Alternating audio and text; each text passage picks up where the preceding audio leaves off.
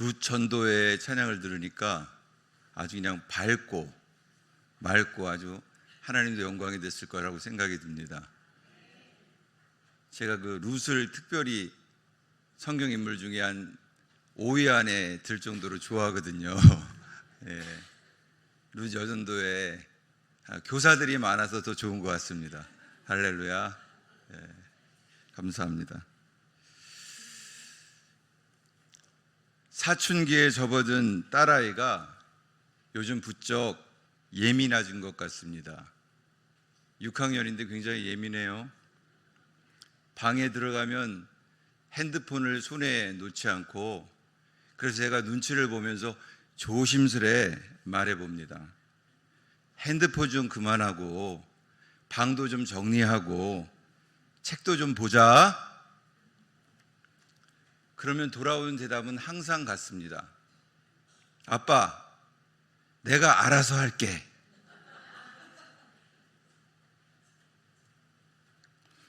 이 반응은 단지 핸드폰 사용에만 국한된 반응이 아닙니다.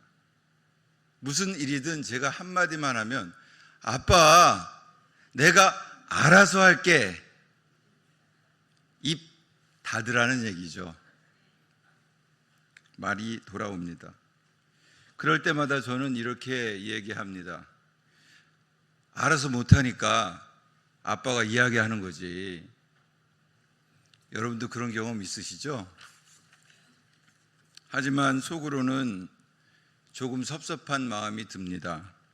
딸아이가 자립심을 키우고 스스로 하겠다는 의지를 보이는 것은 자아 성장의 증거이지만 동시에 제 손길이 닿지 않는 영역이 점점 더 많아지고 있다는 생각도 듭니다.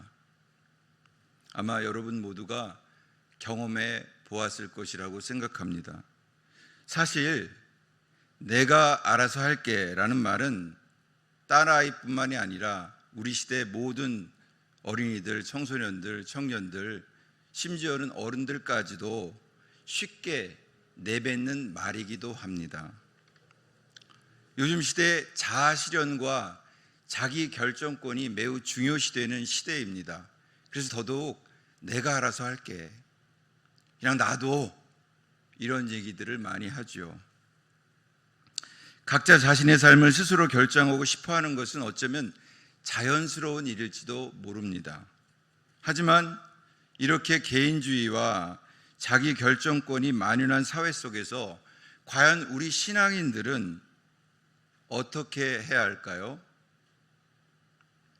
오늘 말씀을 통해 우리 삶의 가장 중요한 결정은 어디서 비롯되어야 하는지를 한번 생각해 보면 좋겠습니다. 오늘 함께 나눌 말씀은 마태복음 4장 17절에서 25절까지 말씀입니다. 이 본문에서 우리는 유명하죠. 이 본문은 예수님께서 처음으로 예수님의 제자들을 부르는 장면입니다. 그 배경은 이렇습니다. 예수님께서 세례요한이 잡힌 후에 갈릴리로 돌아가신 후 나사렛을 떠나 스불론과 납달리 지경 해변에 있는 가버나움에 거하십니다.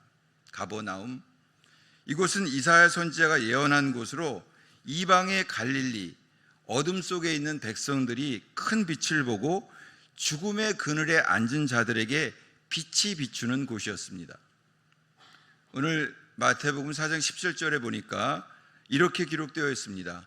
회개하라, 천국이 가까이 왔느니라. 17절 말씀을 한번 띄워주시죠. 한번 읽어볼까요? 시작. 이때부터 예수께서 비로소 전파하여 이르시되 회개하라, 천국이 가까이 왔느니라 하시더라. 예수님은 이 갈릴리 이곳에서 하나님 나라 복음을 전파하기 시작했습니다. 회개의 복음을 전파하기 시작한 것입니다. 그리고 나서 예수님께서는 갈릴리 해변을 이렇게 지나가시다가 두 형제를 만나게 됩니다. 시몬이라고 하는 베드로와 그 형제 안드레, 그리고 야고보와 요한, 그 두 쌍의 형제들을 만나게 되는 것이죠. 그들의 직업은 어부였습니다.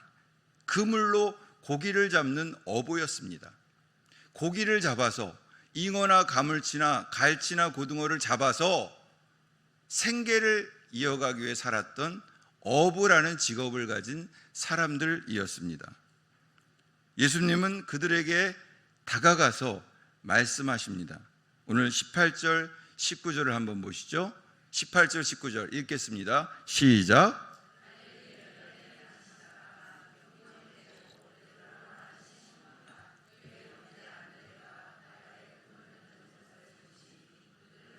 여기까지 18절 보시죠. 시몬 베드로와 안드레가 그물을 던지고 있었어요. 먹고 살기 위해서 생계를 이어갔던 어부였습니다. 19절 읽겠습니다. 시작. 말씀하시되 나를 따라오라. 내가 너희를 사람을 닦는 어부가 되게 하리라. 자, 그물을 가지고 고기를 잡는 어부에게 예수님은 제자로 그 베드로와 안드레, 야고보와 요한을 부르시는데, 그때 나를 따라오라. 내가 너희로 사람 낚는 어부가 되게 하겠다라고 말씀하시는 것입니다. 예수님께서 주시는 말씀은 매우 간단합니다. 진리는 아주 심플한 것이죠. 그러나 그 말씀에는 깊은 의미가 담겨 있습니다. 예수님은 그들의 직업을 완전히 변화시키셔서 새로운 부르심을 주기를 원하시는 것입니다. 그들은 더 이상 물고기 잡는 어부가 아니라 사람을 낚는 어부로 하나님 나라의 일꾼으로 세워주시겠다는 부르심입니다.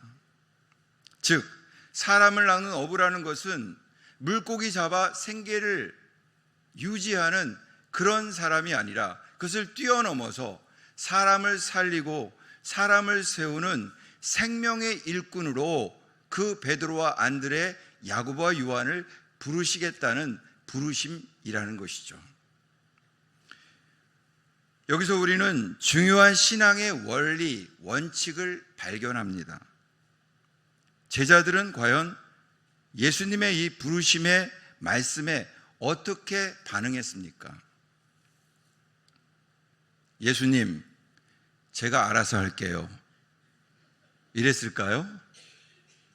아니면 잠깐만요, 이 일을 좀 마무리하고 좀 생각도 좀 해보고 가족이랑 은연도 좀 해보고 핸드폰도 좀 하고 놀다가 그때 가서 결정하죠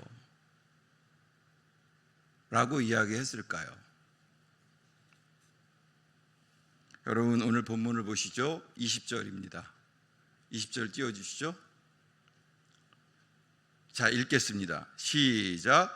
그들이 곧 그물을 버려두고 예수를 따르니라.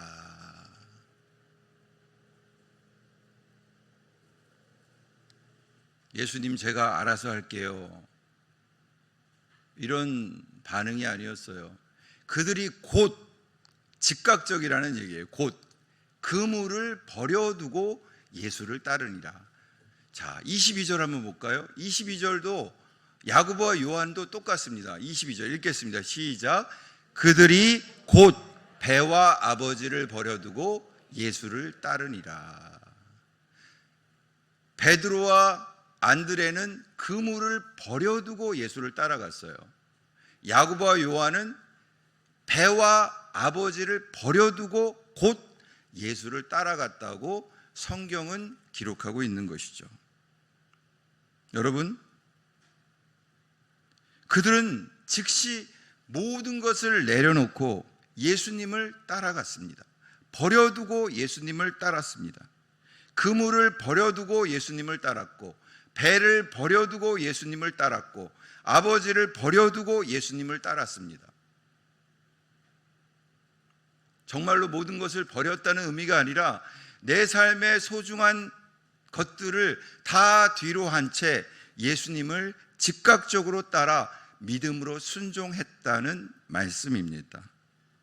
그들의 결정은 즉각적이었고 매우 단호했습니다. 그들은 자기 상과 생계를 지탱하던 모든 것을 포기하고 예수님을 따르는 길을 선택했습니다. 여러분 어떻습니까? 예수님의 제자로 산다는 것은 믿음의 순종과 포기가 있어야만 합니다. 다시요. 예수님의 제자가 된다는 것은 믿음의 순종과 포기가 있어야 한다는 것입니다. 그럴 때에만 우리는 사람 낚는 어부가 될 수 있습니다. 하나님 나라의 일꾼이 될 수 있습니다. 사람을 살리고 사람을 세우는 하나님 나라의 도구가 될 수 있습니다. 제자가 될 수 있습니다. 예수님의 부르심 앞에서는 우리의 계획이나 결정보다 주님의 뜻에 순종하는 것이 가장 우선되어야 한다는 말씀입니다. 우리가 예수님 내가 알아서 할게요 라고 말하고 싶을 때조차도 우리는 주님의 음성에 귀를 기울이고 그 부르심에 믿음으로 순종하는 것이 참된 신앙의 태도라는 말입니다. 순종과 포기의 결단이 있어야 한다는 것이죠. 오늘 갈라디아서 2장 20절에는 이렇게 기록되어 있습니다. 한번 띄워주시죠. 갈라디아서 2장 20절. 자, 내가 그리스도와 함께 십자가에 못 박혔나니 그런즉 이제는 내가 사는 것이 아니요 오직 내 안에 그리스도께서 사시는 것이라. 이제 내가 육체 가운데 사는 것은 나를 사랑하사 나를 위하여 자기 자신을 버리신 하나님의 아들을 믿는 믿음 안에서 사는 것이라. 믿음의 순종이 있어야 한다는 것입니다. 날마다 나를 십자가에 못 박고 믿음으로 순종하는 결단을 하면서 천국 가는 그날까지 걸어가는 것, 그것이 우리를 부르신 주님의 뜻이라는 말입니다. 고린도전서 15장 31절에 보니까 이렇게 기록되어 있습니다. 읽겠습니다. 시작.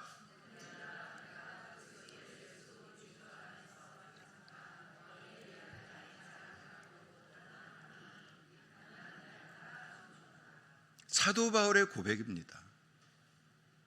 기독교 역사상 가장 위대한 신앙인이었던 사도 바울은 오라 곤고하다, 내가 너무나 공고하다고 말했습니다.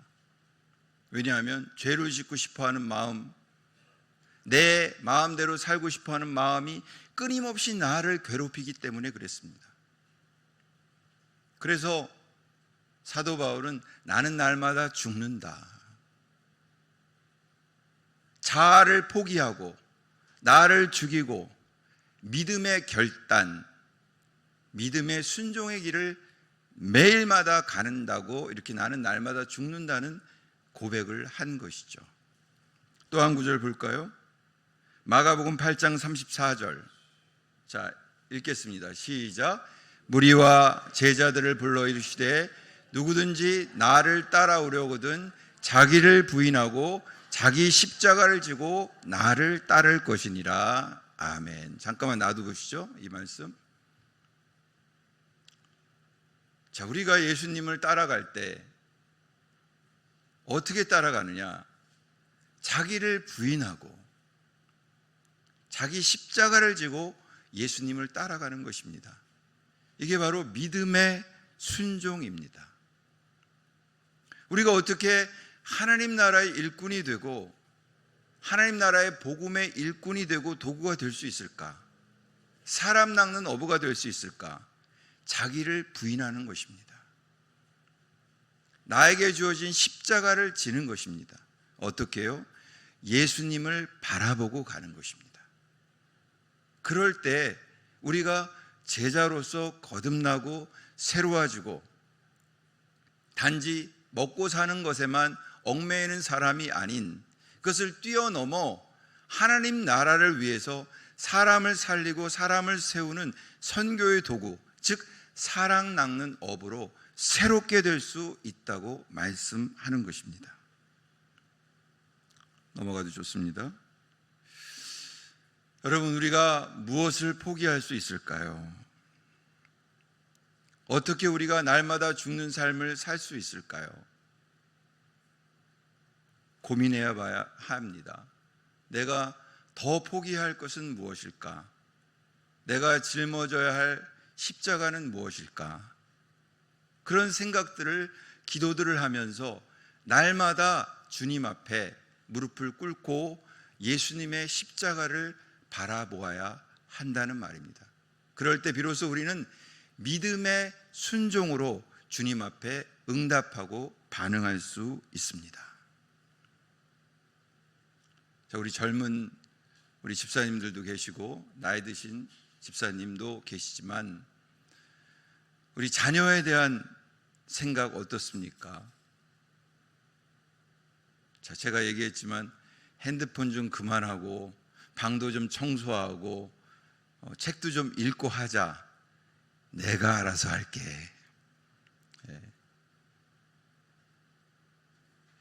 잔소리 한다고 쉽게 바뀌지 않잖아요. 집착하면 집착할수록 자녀들은 어쩌면 더 멀어지는 것 같아요. 요즘에는 비단 어린이 청소년들만 그럴까요? 나이 들어서도 그렇죠. 그래서 이 부모 자식 간의 갈등들이 많습니다. 그 갈등의 원인들이 무엇일까? 여러 가지가 있지만 이 집착이란 부분이 너무 사랑해서 혹은 그것이 부담이 돼서 멀어지거나 갈등이 일어나는 경우도 있더라고요. 떠나보내야 할 것 같습니다. 떠나보내야. 어떻습니까? 떠나보내기 쉽지 않는데 마음에서 떠나보내고 우리의 자녀들을 우리 하나님 앞에 올려드리는 은혜가 있기를 바랍니다. 십자가를 지는 것, 자녀의 문제, 하나님께 자녀들을 올려드려야 하는 것. 그렇다고 방치해서는 또 안 되겠죠. 균형을 잘 맞춰서 우리가 부모로서 사랑하고 기도하고 헌신하는 일은 해야겠지만 그렇습니다. 남편과 아내의 문제는 또 어떻습니까? 가정의 문제, 그런 것들도 우리는 집착을 버리고 하나님 앞에 또 올려드려야 할 것 같습니다. 안전의 문제, 생존의 문제, 애정의 문제, 존중의 문제, 힘의 문제, 통제의 문제, 이런 부분들을 하나님 앞에 올려드리면서 자기를 부인하고 자기 십자가를 지고 주님을 따라가는 삶, 그래야만 우리가 참다운 믿음의 길로, 순종의 길로 갈 수 있다고 생각합니다. 그런 은혜가 여러분에게 있기를 간절히 바랍니다.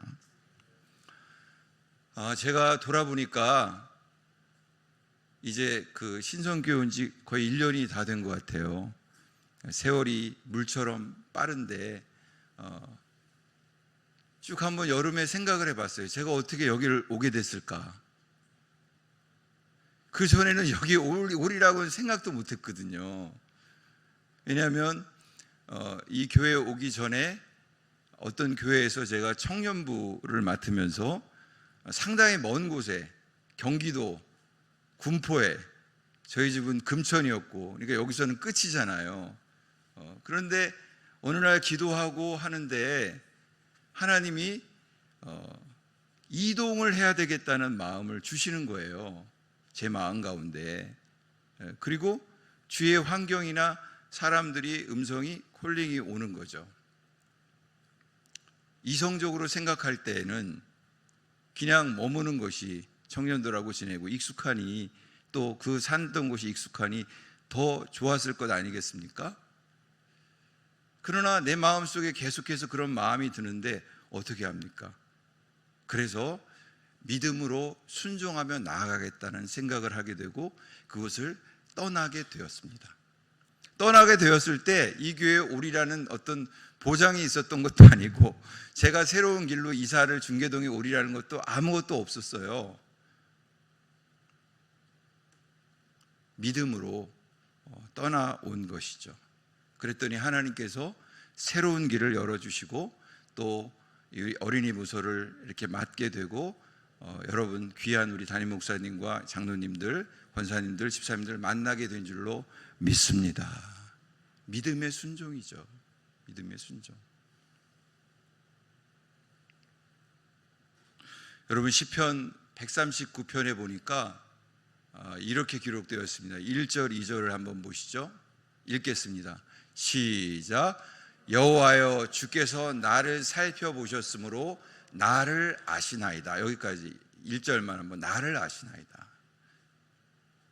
우리 하나님은 저와 여러분을 나보다 여러분 본인보다 부모보다 그 누구보다 잘 알지 않겠습니까? 나를 세상에서 가장 잘 아는 분이 하나님이에요. 시편 139편에 그 이야기가 줄줄이 기록되어 있습니다. 2절을 볼까요? 읽겠습니다. 2절 시작. 주께서 내가 앉고 일어섬을 아시고 멀리서도 나의 생각을 밝히 아시오며. 나 또 보세요. 2절. 자, 앉고 일어섬을 아시고 멀리서도 아시고 모태에서 나를 지으시고 나의 모든 생각을 다 아신다는 거예요. 하나님이 나의 생각을. 자, 그 다음에 우리 139편의 다음 절을 한번 보시죠. 7절 8절인가? 17절 읽겠습니다. 시작. 하나님이여 주의 생각이 내게 어찌 그리 보배로우신지요 그 수가 어찌 그리 많은지요. 17절을 놔두십시오. 17절. 자, 주의 생각이 내게 어찌 그리 보배로운가. 자, 우리가 하나님 앞에 믿음의 순종을 결단해야만 하는 이유는 나의 생각보다 주의 생각이 훨씬 더 크기 때문입니다. 여러분 믿습니까? 주님이 우리를 부르셨는데 내 생각은 아주 작은 거예요. 주님의 생각은 너무 큰 거예요. 그래서 이 시인은 이렇게 노래한 것입니다. 주의 생각이 내게 어찌 그리 보배로우신지요. 헤아릴 수가 없습니다.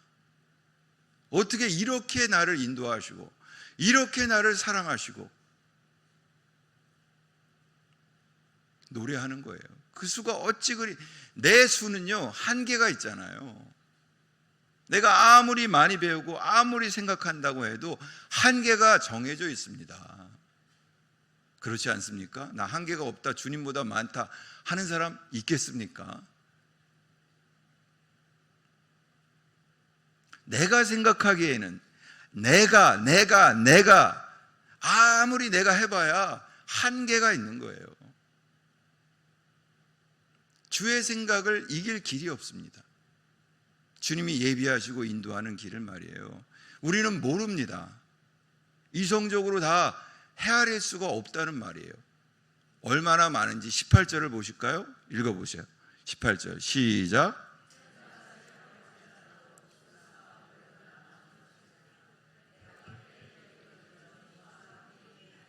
(18절을) 놔두시고요. 내가 세려고 할지라도 그 수가 모래보다 많다. 여러분 올여름에 너무 더웠는데 바닷가 가보셨나요? 저도 한번 바닷가를 가봤는데 모래가 말이에요. 얼마나 많습니까? 예? 모래 한 줌을 세가지고 그거 셀 수 있습니까? 셀 수가 없어요. 바다를 보면 그 광활함을 도저히 인간으로서는 헤아릴 수가 없습니다. 수많은 과학자들이 아무리 내가 잘났다 하고 과학으로 우주를 해석하려고 해도 해석할 수가 없어요. 석학일수록 많이 배운 천재적인 과학자일수록 이제 내가 한계에 이르렀다 하고 돌아서는 게 창조과학으로 갑니다. 내가 세려고 할지라도 그 수가 모래보다 많다. 수가 너무너무 많은 거예요. 하나님의 수는. 내가 주님의 말씀 앞에서 주님의 말씀에 순종하느냐 못하느냐, 난 못하겠다 할 수도 있겠지만 우리에게 자유의지가 있는데, 그러나 그 수가 모래보다 많다. 하나님의 수가, 주의 생각이.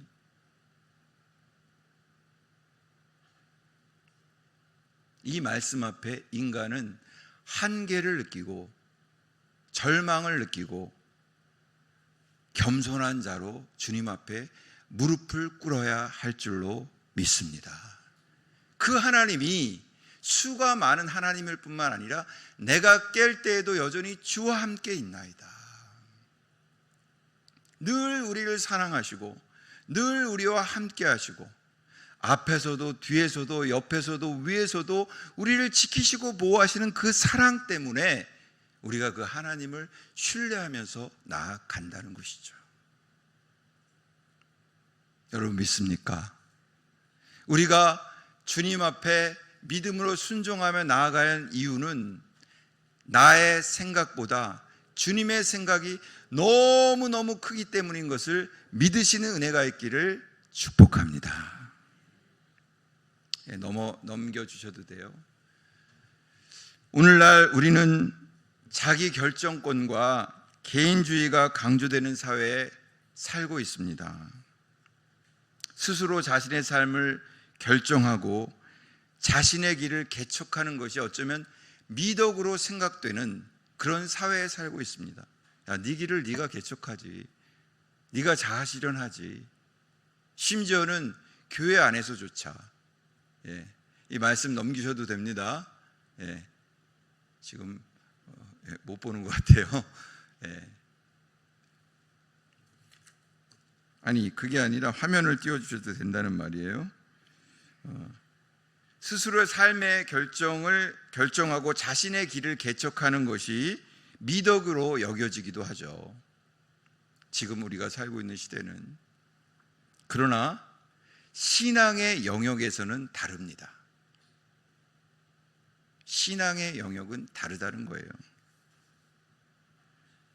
예수님께서 저와 여러분을 부르실 때, 예수님께서 우리들에게 세미하게 말씀하실 때, 기도 중에 말씀을 읽을 때, 예배 가운데 내 마음이 동할 때, 우리는 스스로의 결정보다 주님의 뜻을 우선해야 합니다. 왜냐하면 나의 생각보다 주님의 생각이, 나의 수보다 주님의 수가 너무나 큰 차이가 있기 때문에 그렇습니다. 우리가 예수님의 말씀을 듣고 그 부르심에 응답할 때 비로소 사람을 낚는 어부로서의 삶을 살아갈 수 있습니다. 선교의 도구로 살아갈 수 있습니다. 사람을 살리고 사람을 세우는 도구로 쓰임받을 수 있습니다. 이것이 바로 믿음의 순종입니다. 믿음의 결단입니다. 마태복음 4장에서 예수님은 제자들을 부르시며 그들의 삶의 방향을 완전히 바꾸셨습니다. 완전히, 패러다임을 완전히 바꾼 거예요. 그동안은 물고기 잡는 어부로 살았습니다. 그러나 사람을 낚는 어부로 변화시켜 주셨습니다. 그들은 그동안의 삶의 방식을 버리고 예수님을 따르는 삶을 시작했습니다.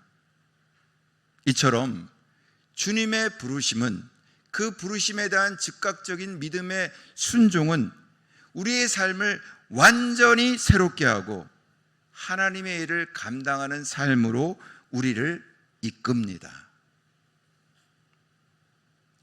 우리는 우리 인생에서 가장 중요한 결정을 할 때 나의 뜻이 아니라 주님의 뜻을 따르는 것이 얼마나 중요한지를 깊이 깨달아야만 합니다. 나의 뜻이냐 주님의 뜻이냐, 나의 생각이냐 주님의 생각이냐 라는 부분에서 우리는 주님의 생각을 따라야 합니다. 주님의 뜻을 따라야 합니다. 주님의 말씀을 따라가야 합니다. 이 말씀이 이성적으로 다 이해됩니까? 저도 여러 번 성경책을 읽고 신학을 공부했지만 다 이성적으로 이해가 안 돼요. 아니, 동정녀 마리아에게서 어떻게 사람이 태어납니까? 이해됩니까? 처녀가 애를 낳은 게 이해가 되냐고요. 성령께서 마음에 감동을 주시면 그게 믿어집니다. 믿어져. 성령으로 역사하사 동정녀 마리아에게 잉태하고 그 하나님이 사람이 되어 예수님으로 이 땅에 태어난 것이 믿어지게 된다는 거예요.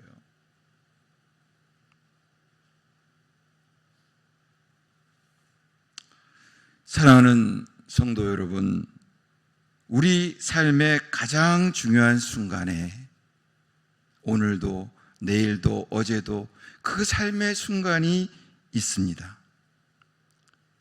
우리 예수님의 부르심이 들려올 때 우리는 어떤 반응을 보일 것입니까? 많은 결정들을 해야 하고 결단을 해야 할 때 말이죠. 죽기 전에 사람 낚는 업으로 하나님 나라를 위해서 쓰임받는 도구가 되어야 하지 않겠습니까?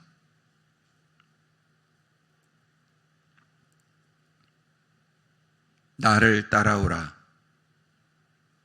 예수님, 내가 알아서 할게요 라고 말하는 대신 주님, 제가 주님의 뜻에 따르겠습니다. 주님이 알아서 해 주십시오 라고 고백하고 주님 앞에 나아가는 은혜가 있기를 바랍니다. 제자들이 그랬던 것처럼 우리도 주님의 부르심에 즉각적으로 순종하여 그분을 따르는 길을, 그분만을 따르는 길을 선택해야 합니다. 여러분, 그러나 제가 이렇게 하나님 말씀을 전하고 있지만 저도 그게 쉬운 일이 아니에요. 실패한 일이 많습니다. 나를 따라오라 그러는데 주님, 내가 알아서 할게요, 내 생각은 이런데 주님은 왜 그래요 하고 내 길로 간 적이 한두 번이었겠습니까?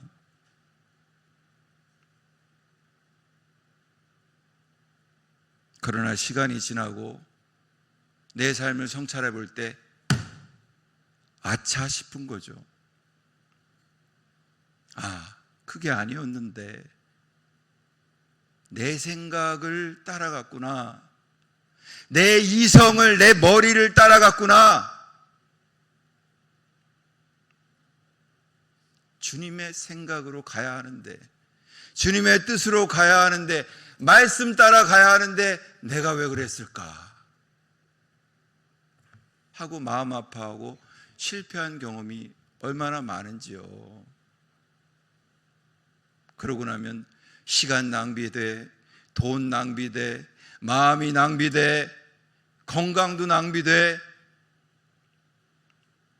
그렇더라고요. 여러분은 어떻습니까? 그래서 다시 한번 주님의 십자가를 바라보면서 나를 따라오라, 내가 알아서 할게요, 내 생각대로 할게요, 그것이 아니라 주님 따라가겠습니다. 내 생각은 작고 주님 생각은 크니 주님 믿음으로 따라가겠습니다. 순종하겠습니다. 제 힘으로는 안 되니 주님 도와주십시오. 주님이 알아서 하십시오. 이렇게 고백하고 가는 것이 아니겠습니까? 여러분, 오늘 주님은 저와 여러분에게 다시 한번 부르심에 직면하도록 우리를 인도하십니다. 나를 따라오라. 내가 너희를 사람 낚는 어부가 되게 하리라. 이 부르심 앞에 믿음으로 순종하는 은혜가 있기를 주님의 이름으로 간절히 축원합니다. 기도하겠습니다. 우리 이 시간 한번 1분 정도 마음속으로 소리를 내서 기도해도 좋겠습니다. 주신 말씀 붙들고 하나님 앞에 기도하고요, 제가 마무리 기도하겠습니다. 다 같이 기도하겠습니다.